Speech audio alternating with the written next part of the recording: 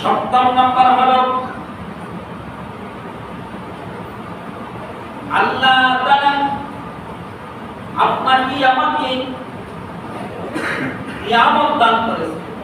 আল্লাহর নিয়ামত আমরা পেয়েছি না? আল্লাহ তাআলার অনেকগুলো নিয়ামত আমরা পেলাম, সেই নিয়ামত পাওয়ার পরেও আমরা শুকরিয়া আদায় করি না। এই অভ্যাসগুলো যাদের কাছে থাকবে তাদের ইবাদত আল্লাহর দরবারে কবুল হবে না, দোয়া কবুল হবে না।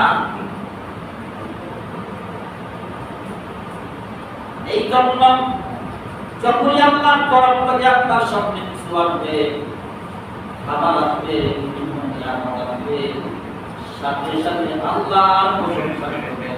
আমার আল্লাহ খুশি হয়ে আপনার খাবারের মধ্যে বরকত দান করবে, হায়াতের মধ্যে বরকত দিবেন, রিজিকের মধ্যে বরকত দিবেন, আপনার শরীরের মধ্যে বরকত দিবেন। এই জন্য বেশি বেশি করে আল্লাহ শুকরিয়া আদায় করবেন, নিয়ামত পাওয়ার পরে আল্লাহ শুকরিয়া আদায় করবেন।